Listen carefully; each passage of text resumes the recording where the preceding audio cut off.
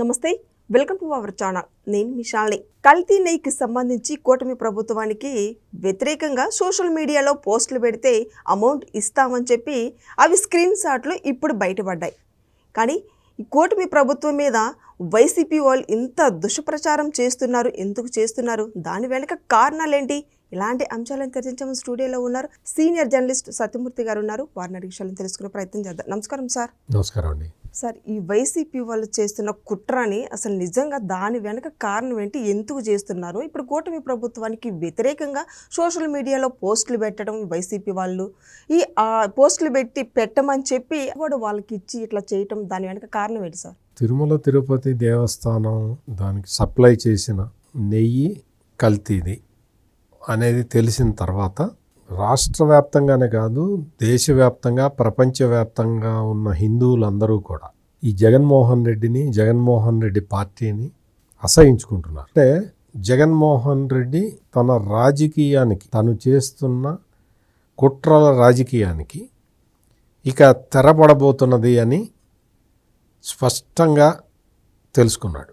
అతను రాజకీయం చేసే పరిస్థితి ఆంధ్రప్రదేశ్లో కనిపించట్లేదు. ఎందుకు అంటే మొత్తం దేవదేవుడికే అన్యాయం చేస్తావా నువ్వు? డబ్బుల కోసం కుంభకోణం చేయటం వేరు, హిందువులకి వ్యతిరేకంగా కుంభకోణం చేయటం వేరు. నువ్వు డబ్బుల కోసం కుంభకోణం చేస్తే అది ఆర్థిక నేరం అవుతుంది. ఇది హిందూ మతానికి వ్యతిరేకంగా నువ్వు నేరం చేస్తే అది మొత్తం హిందూ సమాజం మొత్తానికి కూడా ఒక రకమైన బాధ ఉంటుంది కదా. అంటే మన మతానికి సంబంధించిన అంశాల మీద ఈ జగన్మోహన్ రెడ్డి దాడి చేస్తున్నాడు అనేది హిందువులందరూ అర్థం చేసుకున్న పరిస్థితి. ఇప్పుడు మొత్తం తిరుమల తిరుపతి దేవస్థానానికి సప్లై చేసిన నెయ్యి మొత్తం అసలు నెయ్యే కాదని, మొత్తం అందులో రసాయనాలు ఉన్నాయని, రసాయనాలు వనస్పతి కలిపి నెయ్యిలాగా భ్రమింపజేసి వాళ్ళు దాదాపుగా 250 కోట్ల రూపాయల కుంభకోణానికి పాల్పడ్డారని ఇప్పుడు బయటకు వచ్చిన తర్వాత అది దాదాపుగా నిర్ధారణ అయిపోయింది. అంటే సిబిఐ విచారణలో అది ఒక నిర్ధారణకు వచ్చిన తర్వాత వైఎస్ఆర్ కాంగ్రెస్ పార్టీ నాయకులు ఈ విషయం మీద మాట్లాడటానికి కూడా భయపడుతూ వైఎస్ఆర్ కాంగ్రెస్ పార్టీలో ఉన్న హిందూ మతానికి సంబంధించిన నాయకులు దీని మీద మాట్లాడటానికి ఎప్పుడైతే వెనకంజ వేస్తూ ఉన్నారో వెంటనే ఏం చేశాడు అంటే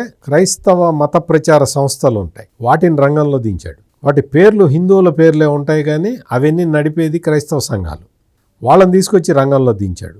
రాజమండ్రి మాజీ ఎంపీ ఒక అతను ఉన్నాడు, జీవి హర్ష కుమార్ అని. అతను కూడా శతవిధాలు 4-5 పోస్టులు పెట్టాడు. అతనికి ఏం సంబంధం? పాస్టర్ ప్రవీణ్కి సంబంధించి, పాస్టర్ ప్రవీణ్ ఆకస్మిక మృతికి సంబంధించి అతను హిందువుల్ని ఎట్లా రెచ్చగొట్టాలని ప్రయత్నం చేశాడో, పాస్టర్ ప్రవీణ్ దురదృష్టకరమైన మృతికి సంబంధించి క్రైస్తవుల్ని ఏ విధంగా రెచ్చగొట్టాలని చూశాడో మనం ప్రత్యక్షంగా గమనించాం. అటువంటి హర్ష కుమార్కి అంటే నేను పాస్టర్ ప్రవీణ్ది హత్యే అసలు రాష్ట్ర ప్రభుత్వం చేసిన హత్య అని ప్రచారం చేసిన వ్యక్తి తను క్రైస్తవుల పక్షపాతి అని చెప్పి క్లియర్ కట్గా తనని తాను ఎస్టాబ్లిష్ చేసుకున్నాడు హర్ష కుమార్.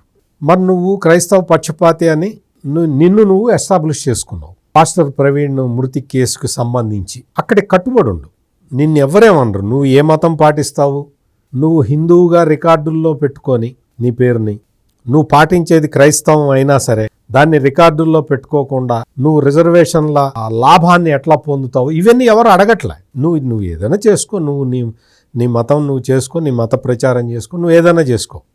పాస్టర్ ప్రవీణ్కి సంబంధించి ఆ మృతి కేసులో కూడా అతను తన ప్రచారం తను చేసుకున్నాడు. మీటింగులు పెట్టాడు, అది చేశాడు, ఇది చేశాడు. పోలీసులు అది లేదయా యాక్సిడెంట్ ప్రకారం జరిగింది అంటే నో కాదు అన్నాడు. పాస్టర్ ప్రవీణ్ భార్య వచ్చి చెప్పినా కానీ ఆమెకు తెలియదు ఇది మాత్రం రాష్ట్ర ప్రభుత్వం చేసిన హత్య అని చెప్పాడు. మరి నువ్వు ఇంత సైడ్ తీసుకొని క్రైస్తవుల పట్ల వాదించిన వ్యక్తివి, నీకేం సంబంధం? తిరుమల తిరుపతి లడ్డు గురించి నువ్వు మాట్లాడాల్సింది. నువ్వు వచ్చి లడ్డు బాగలేదు అని ఒక ఫోటో పెట్టి ఒక పోస్ట్ పెట్టాడు మొన్న.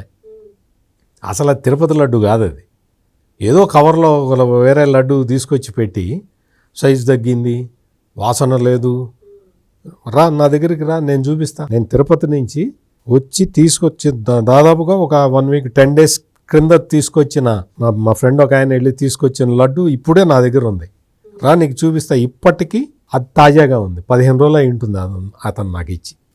నువ్వు ఒక లడ్డు పెట్టి ఇది గట్టిగా అయిపోయింది, జగన్మోహన్ రెడ్డి టైంలో చేసిన లడ్డు అట్ట గట్టిగా అయిపోయేది. అంటే ఈ జీవి హర్షకుమార్ విషయాన్ని నేను ఎందుకు ప్రస్తావిస్తున్నాను అంటే, ఈ రోజున ఈ సోషల్ మీడియాలో మీరు వీడియో చేసి పెట్టండి తిరుపతి లడ్డూకి కుంభకోణానికి వ్యతిరేకంగా, ఇప్పుడు కూటమి ప్రభుత్వాన్ని ప్రశ్నించండి.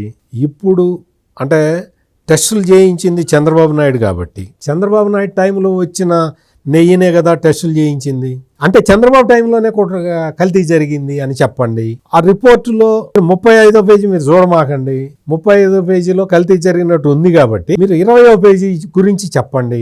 ఇట్లా చెబితే మీరు చెబుతూ మీరు ఒక వీడియో చేయండి. వీడియో చేసి 1 నిమిషం 2 నిమిషాల్లో వీడియో చేయండి, మీకు 500 ఇస్తాం అని వాళ్ళ ఇవి బయటపడ్డాయి. అందుకని నేను అంటే ఇది ఎట్లా జరుగుతుంది ఈ నేరం అని చెప్పటానికి నేను జీవి హర్షకుమార్ పేరు ప్రస్తావించా. నాకేమి జీవి హర్షకుమార్తో నాకేం పేచీ లేదు, నాకేం సంబంధం కూడా లేదు. నేనెవరు అతనికి తెలియదు, అతనెవరు నాకు తెలియదు. నేను ఆ పేరుని ప్రస్తావించిన కారణం ఏంటి అంటే, నువ్వు కూడా ఈ కేటగిరీలోనే నీ మెసేజ్లు పెట్టావా అని అడుగుతున్నాను నేను. ఇటువంటి వాళ్ళని ఎంతమందిని దించింది రంగంలోకి వైఎస్ఆర్ కాంగ్రెస్ పార్టీ అనేది నా ప్రశ్న ఇప్పుడు. అంటే ఒక 2 స్క్రీన్ షాట్లు నేను కూడా చూసా. ఒక ఆయనకైతే నువ్వు ఇట్ట వీడియో చేయి, ఈ దీని ఆర్గ్యుమెంట్ అంతా పెట్టు, చంద్రబాబే కల్తీ చేశాడని పెట్టు, నీకు 3000 ఇస్తానని చెప్పి ఒక వీడియో పెట్టారు. ఇంకొక అతనికేమో నువ్వు ఇదిగో చంద్రబాబే దోషి అని చెప్పి నువ్వు చెప్పేసి ఎస్టాబ్లిష్ చేసి నీకు 5000 ఇస్తామని చెప్పాడు. అంటే సోషల్ మీడియాలో నీకు ఫాలోయర్స్ ఎంతో చూసుకుంటున్నారు, వాళ్ళని కాంటాక్ట్ చేస్తున్నారు, వాళ్ళతోటి ఇది చెప్పిస్తున్నారు. లడ్డూలో కల్తీ చేసి డబ్బులు దోచుకోవటం ఎందుకు? ఆ డబ్బుల్ని తీసుకొచ్చి ఇప్పుడు నీ పాప ప్రక్షాళన కోసం ఖర్చు పెట్టడం ఎందుకు? సోషల్ మీడియాలో ఇప్పటికే సోషల్ మీడియా అతి దరిద్రంగా తయారైంది. ఎవ్వడూ కూడా క్వాలిఫైడ్ పీపుల్ కాని వాళ్ళందరూ కూడా వచ్చి వాడికి ఉన్న ఆ హాఫ్ నాలెడ్జ్ని మొత్తం ప్రదర్శిస్తూ సోషల్ మీడియా అనే ఒక పదాన్నే బూతు పదంగా మార్చిన రోజులు ఇప్పుడు మనం చూస్తూ ఉన్నాం. అటువంటి దరిద్రాన్ని ఇంకా దరిద్రంలోకి తోస్తూ డబ్బులు పెట్టి, ఒక రాజకీయ పార్టీ నువ్వు డబ్బులు పెట్టి పొలిటికల్ పోస్టులు చేయిస్తూ ఉంటే అసలు ఇంతకన్నా దరిద్రం ఉంటుందా? నువ్వు ఇంకొక పాయింట్ చెప్తా, నువ్వు ఇంత కష్టపడ్డావు కదా, నువ్వు పోస్ట్కి ఇంత నీ డబ్బులు ఇచ్చావు కదా, వీడియోకి ఇంత నీ క్యాష్ ఇచ్చావు కదా, నువ్వు అన్నీ కూడా ఇప్పుడు బయటపడ్డాయి కదా. ఇప్పుడు నువ్వు ఒక సర్వే చేయించుకో. నువ్వు తిరుపతి లడ్డు విషయంలో నేను కల్తీ చేయలేదు, ఎంతమంది నమ్ముతున్నారు, ఎంతమంది నమ్మట్లేదని ఒక సర్వే చేయించుకో. నీ సర్వేలో 99.9% మంది నువ్వు కల్తీ చేసావా అని చెప్తారు. కావాలంటే సర్వే చేయించుకో. నువ్వు ఎందుకు అంటే నువ్వు కల్తీ చేయించావు, అది అసలు వితౌట్ డౌట్ అది ప్రూవ్ అయిపోయింది. నువ్వు హిందువులకి ద్రోహం చేశావు, ప్రూవ్ అయిపోయింది. ఇప్పుడు నువ్వు ఏం చేయాలి? తప్పు అయిపోయింది, నేను హిందువులకి ద్రోహం చేశాను అని ఒప్పుకుంటే 1% అన్నా అరే ఇతనిలో కొంచెం ఏదన్నా నిజాయితీ ఉందా అని చెప్పి ఒక 1% అన్నా నీ వైపుకి వస్తారు. నువ్వు ఈరోజు ఏం చేస్తున్నావు? తప్పు చేసావు, దోచుకున్నావు, దేవదేవుడికి నైవేద్యంలోనే కల్తీ నైవేద్యం పెట్టావు. నువ్వు దొంగలందరూ దొరికిపోయారు, 36 మంది మీద ఛార్జ్షీట్ వేశారు, మొత్తం కేసు నడుస్తూ ఉన్నది. ఇన్ని జరిగిన తర్వాత నువ్వు వచ్చి ఏం చెబుతున్నావు? అది నేనుగా చేసింది చంద్రబాబు చేశాడని చెప్తున్నావు. అంటే ఏమవుతుంది నీకు? ప్రజలందరూ ఏమనుకుంటున్నారు? ఈ రోజున ప్రజలందరూ వాళ్ళ అభిప్రాయం ఎట్లా ఉంది అంటే, ఈ దొంగే వచ్చి దొంగలందరినీ వెంట పెట్టుకొని ఓ మంచి వ్యక్తిని దొంగ అంటున్నాడు, ఈ దొంగల్ని ఏం చేయాలి అని ఆలోచిస్తూ ఉన్నారు. సమాజం ఈ విధంగా ఆలోచిస్తూ ఉంటే నువ్వు ఇంకా తప్పుడు పోస్టులు పెట్టిస్తూ, నువ్వు ఇంకా ఈ తప్పుడు ప్రచారానికి 100 కోట్లు ఖర్చు పెడుతూ ఏం సాధిస్తావు? ఏమన్నా మారుస్తావా పబ్లిక్ని? హిందువుగా పుట్టినవాడు ఎవడైనా సరే, నువ్వు వెంకటేశ్వర స్వామికి టాయిలెట్ క్లీనర్లో కలిపే లప్సాన్ని తీసుకొచ్చి కలిపావు అంటే నిన్ను యాక్సెప్ట్ చేస్తారా? పర్వాలేదులే మా వెంకటేశ్వర స్వామికి నువ్వేం పెట్టినా పర్లేదు అని ఏ హిందూ అయినా అంటాడా?